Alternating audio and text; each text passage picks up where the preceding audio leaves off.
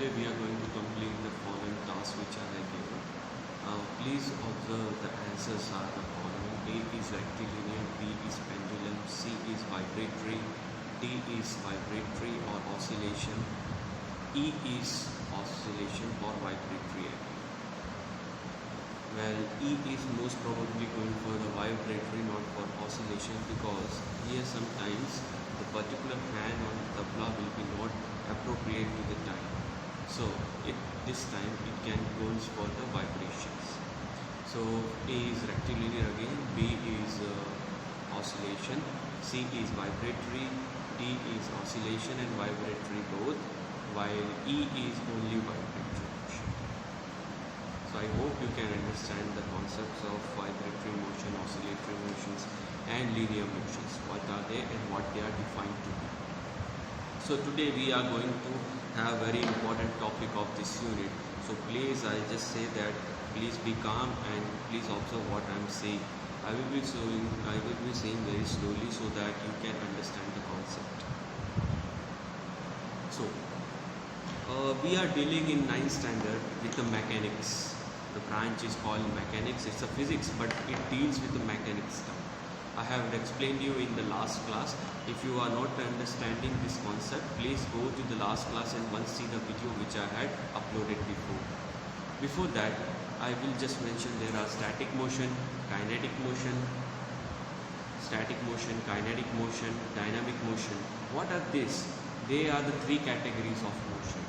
What is category and what are the motion? See, if a motion is said to be in three different parts, what they are going to be called are this is nothing but their categories. Okay, so what are the categories? One is static motion, another is kinetic motion, and third is dynamic motion. It's very easy to understand. I will explain you by precedent in the next slide, but before that please understand this concept. Static motion, when a body is in the rest, you can say have you seen a stone on the ground? Yeah. If you keep a stone in the ground, can it move? No. This type of motions are called to be a static motion. In other case, when you apply an external force, it won't be static. I will be explaining you this into the next parameter, kinematic motion. The study of motion without considering the causes. Means if we study a motion, we don't need to have any reason that why it is going, how it is going and what will be the impact of it. This type of motions are called kinetic motion. If you are not understanding it, you need to understand that we will be learning in this unit three main topics. They are depending upon the kinematic motion. They are position, velocity and acceleration, or regardless of force, where force is not required, the reason of force is not required at all. That type of motion is called kinematic motion. Then what is dynamic motion? It is the opposite or antonym of kinetic motion. It is a dynamic motion. The study of motion with considering its cause is called dynamic motion. Dynamic itself, it says moving thing, very dynamic object. We say na, a rocket is very dynamic because it moves very fast. So thing which deal with the motion. Okay, and we are considering its causes and reasons. That time we are using this type of concept. You can understand by understanding Newton's law of gravitation and Newton's law itself. Okay, so law of gravitation, why it plays an important role? Because if I say you very clearly, have you seen the solar planet? Of course. You know sun is fixed, earth is moving. So what I call earth to be, a dynamic or kinematic? Of course it's a dynamic because it's in motion, and we are having a reason also. It's moving due to the gravitation motion of the sun. Sun is pulling around the earth in an orbital track. That's why we can say that dynamic motion is nothing. The study of motion with considering its cause is called dynamic motion. Here we will enhance with two main topics, that is Newton's law and law of gravitation. I will be telling you when the dynamic comes, when the kinematic comes, and static motion. In static motion we no need to require any studies particular for that subject. But we know that a static motion has its force elemental applied on a body is always as taken as zero. Mark my point.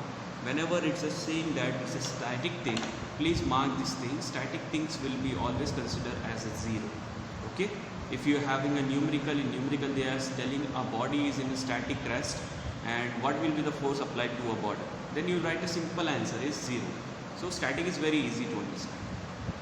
Meanwhile kinetic and dynamic. Before that, for calculating kinematic motion, we need to understand three main aspects: position, velocity and acceleration. Okay? Okay. And for dynamic motion, we need to understand Newton's law of motion and law of gravitation. Okay. Next, instance of categories of motion. These are nothing but the figure example of motions. I told you that what is static condition. What is a static condition means when there is no force applied on you. See here the first figure, it shows same example. I'll explain you how. So here is the thing. If I consider you, okay, if I consider, see here, force is applied on a body in this direction and another force is applied on the body in this direction. Can you understand? If I pull a body in the both direction of same amount of force, this body will be moving or not? Best thing is I am explaining you by this. If I apply marker is there and I apply force on the both direction of same equal amount but opposite forces. Opposite forces means this is pulling this side and this is pulling this side. So what will be the force over here? The force of a body will be zero. That is static condition. Getting my point? So first diagram is explaining the same thing. What does the second diagram explains? It's nothing but a dynamic thing. Now you see, I told you dynamic is nothing but when we need to understand the causes. Causes means reason. How it is pulled, why it is pulled, when it is pulled. So these are nothing but the causes. So in the figure, can you see a rubber ball? Suppose this is my ball and if I am applying a force on it, so how I can calculate it? See, first of all, if I say it is compressive force, so I am taking a consideration, I am taking a cause that I am pressing indirectly inwards. So this is one motion. If I am stopping it, so now the force is nothing but I am stopping the force. So there is a reason to need to understand this thing. Wherever there is a reason, that type of force or that type of motion can be called to be a dynamic motion. Okay. Now kinematic motion. Kinematic motion, we know that kinetic thing, it leads without any reason. See, suppose if I am calculating a distance, distance is nothing but if I will explain you in the further slide, no need to worry, we will be moving thoroughly. So first we understand what are the three main aspects of it. The kinetic motions are those where we don't require any reason. If you are traveling a distance, you are traveling a distance. I am not requiring how much force you applied for the traveling that distance. Okay, that type of force is called kinematic. No reason. Best example is if I am throwing this marker at another point, the distance traveled by this marker, I will consider that only. I won't calculate how much force I apply to move this marker from one place to another place. Okay. So with this, we are completed with instance of category of motion. We are moving further. If any doubts, please comment down and tell me that what is the doubt. I will make clarify in the next video.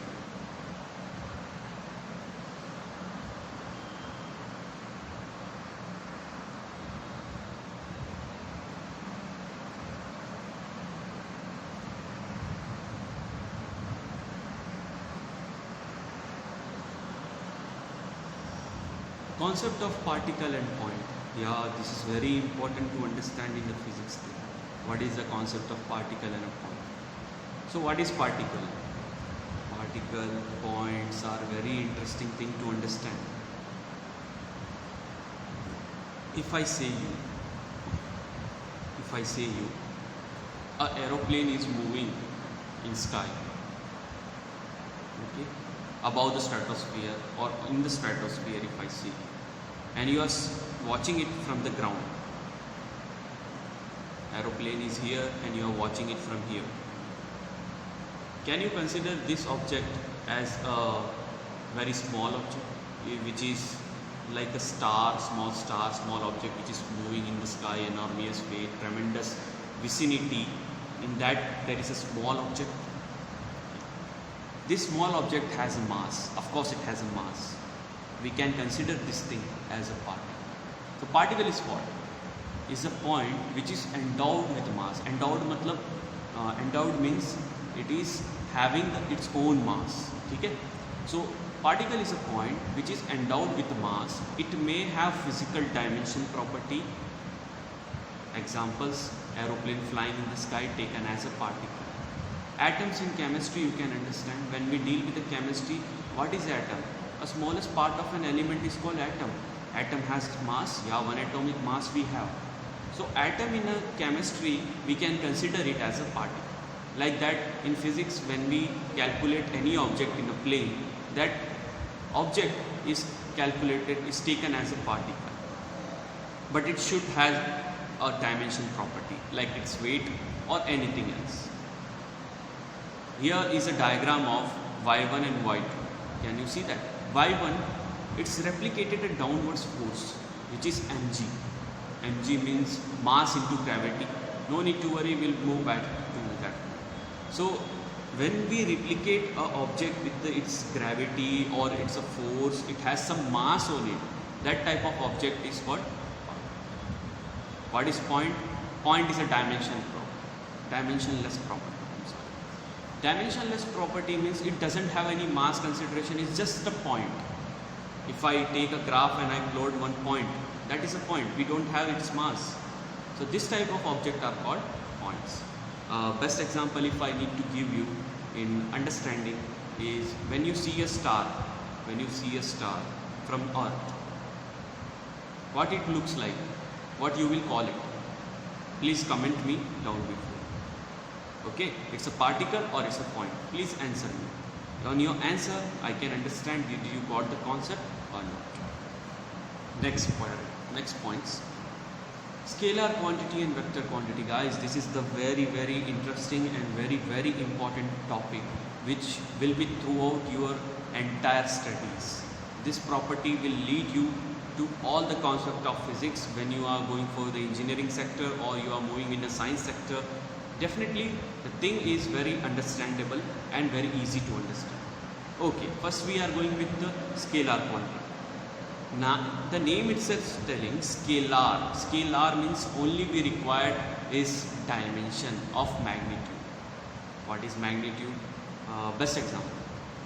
If a person is traveling from one place to another place, okay, if a person is traveling from Surat to Surat station, okay, how much kilometer it is? 7 kilometer.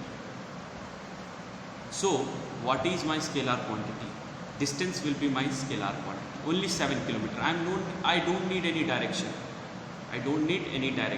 I am telling that a man travels from one place to another place, means Surat to Surat station, that is 7 kilometer. So 7 kilometer is nothing but my scalar quantity. Only the magnitude. Then what is vector quantity?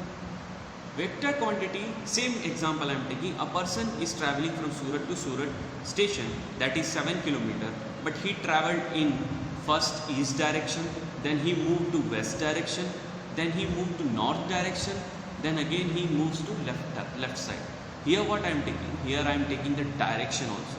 Means 7 kilometer is there, but with that I am taking a direction consideration also. So that type of quantity is called vector quantity. Okay, so I will move again. What is scalar quantity? They only required magnitude of motion is called scalar quantity. The quantity itself has means value, right? The value which required only magnitude, that is called scalar quantity. What are the example? Speed, work, energy. I will explain you how. Speed. When we calculate speed, what we used to have, suppose a person is traveling from Surat to Surat station, that is 7 kilometer, he took a time of 30 minutes. So what I will do is 7 divided by 30. Whatever my answer will be coming, that is my speed. Okay, did I use any direction here, that how much direction it required, in which direction it moved? I didn't require anything because we are calculating speed. Okay, work also same. Work is nothing but force into displacement, where force is taken as how much force is applied and how much displacement it traveled. That is also scalar quantity. I will tell you, you will be gauged to know that why work is a scalar quantity. But no need to worry, I am here to explain you all that. Vector quantity. It requires both magnitude and direction. Again, I will use one appropriate example so that you can understand very easily. Suppose a person is sitting in a place A and he is traveling to place B. Best example, a person is in Surat and he is traveling to Ahmedabad. The total distance is 285 km. Okay. Now person tells that he moved straight forward from Surat to Ahmedabad in one direction. Okay, straight forward in one direction. If he tells I turned back and I again move back, then the direction is changing. Turning back again, suppose you are moving in a straight direction, that is a positive direction, you are turning back, it's negative direction. Getting my point? The scale of graph, it's very easy to understand when it comes to any topic of velocity and acceleration. I will explain you by the graph on the board, so it will be very essential to understand how scalar and vector quantity is different. If you have any doubt in scalar and vector quantity, not able to understand, please comment me down so that I can understand it that you haven't got this point yet, and I will explain you much better. Next, frame of reference. Yeah, this is very important to understand what is frame of reference is. For this understanding, I need to tell you, first I will explain you the definition, then I will be moving with your examples. A place or a situation from where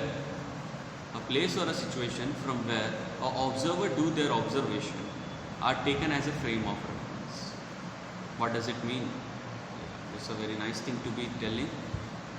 Suppose I will give an example of very nice example, but please listen to me carefully. Imagine you are sitting in a bus, be SRTS or school bus, any bus you are sitting, or any vehicle you are sitting. Next to you there is one passenger and you have one bag in your hand. What you are doing is, you are keeping that bag on the rack of your bus. Rack means above the seat there is a rack where you keep your luggages. You keep the rack on the rack, the bag you keep on the rack. What you will see that if you observe that bag, you will see that bag is in a rest condition. It's not moving. Understanding my point? It is still. It is as it is where you kept. It's not moving. But what if a person who is not in the bus, he is outside of the bus, standing in the one corner and watching you, watching your bag? Can he also see the same thing? No, he will see that bus is moving, with that your bag is also moving. But you are sitting inside the bus, you will see your bag is on the rest condition. So this is called frame of reference. A place or a situation from where observer do their observation are taken as a frame of reference. Getting my point? A place or a situation from where an observer do their observations are taken as frame of reference. So type of frame of reference, inertial frame of reference and non-inertial frame of reference. These two things are not that much mandatory for you. It is for 10th standard, but still I will explain you what is inertial frame of reference and what is non-inertial frame of reference. Inertial frame of reference is nothing but when you are inside the bus and you are watching object which is not moving. I told you the example in the bus, you are sitting next to you, one guy is there, you are keeping a bag and you can see that your bag is not moving. That is inertial frame of reference. What is non-inertial frame of reference? The person who is outside of the bus and watching you and your bag moving both in a motion is non-inertial frame of reference. I hope you may have got this point. If not, please comment me down, or please put the topic name so that you are not able to understand, so I can make another video and I will clarify your doubts. See, here is the diagram. You can see A and B. A is a man and B is the object. Okay? And bus is moving with the velocity v. C is a person who is sitting outside. Now you can see that If person A watches B, it's not in a motion. He is not in a motion. This is called inertial frame of reference. What about C? C can see both A and B are in motion with the velocity. So that is non-inertial frame of reference. From the diagram only you can understand. Okay, the next very important topic is position, path length and displacement. For this, no need to worry, I will explain this topic on the board, but before that we will clarify some definitions, then I will explain you on the board. Okay, the distance travelled by a body is known as the path length. The distance travelled by a body is known as path length. Whereas the change in a position, that is the difference between initial and final position. I will explain you, no need to worry. Initial and final position of the body is called displacement. Are you understanding what I am telling? The distance travelled by a body is known as path. Okay. Whereas the change in the position, that is the difference between the initial and the final position of the body, is called displacement. So again, what is distance? Distance is a scalar quantity, it only requires magnitude, it doesn't require any direction.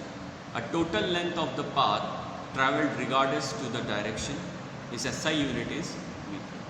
I'll explain you on the board, so no need to panic, just analyze the definition now and then you will be having that particular topic on the board.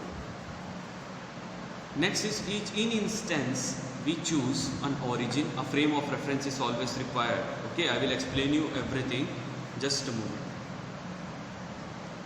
Then position of an object. Position of an object is described by the shortest distance from the origin and the direction related to the origin. See, the direction comes and it comes a position. So can you understand the direction words come, so it will be what? Scalar or vector? Of course, position is a vector quantity. Displacement, a change from a position x1 to xf, means x initial to x final, is nothing but displacement. I will explain this on the board. This concept is very important for your 9th standard 8th unit. Okay, so please understand very carefully and please make one note in that you use my subject only, so it will be make you path and displacement.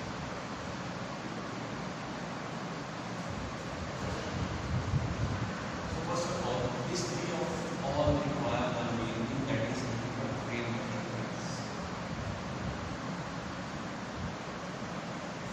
So what is frame of reference? I told you frame of reference is nothing but where we are observing the thing. So we are going back to positions. First of all, what does position mean?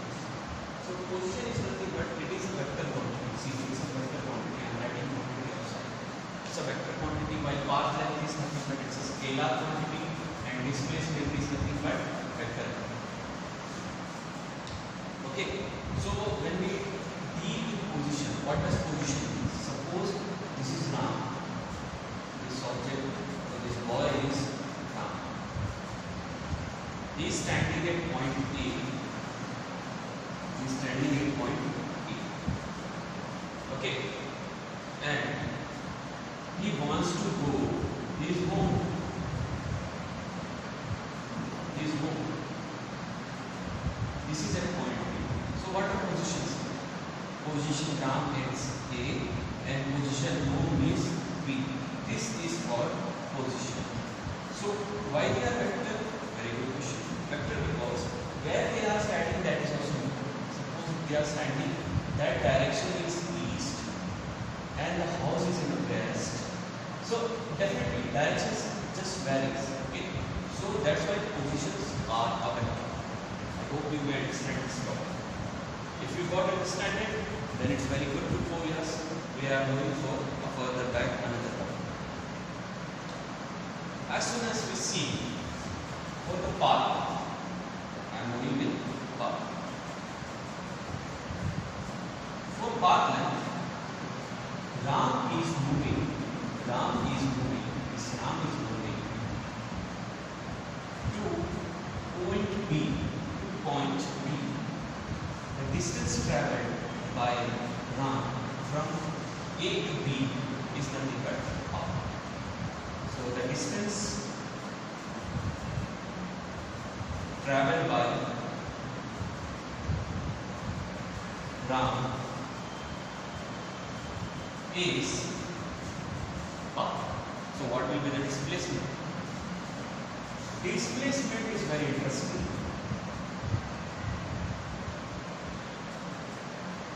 Displacement is very interesting because it deals with from final minus initial. You can say the distance traveled from initial point to final. You can say the distance traveled from initial to final in respective direction. In respective direction. Direction is very important. So that's why it's a vector. Now you may understand why vector, why function is vector, and why path length is scalar. Okay.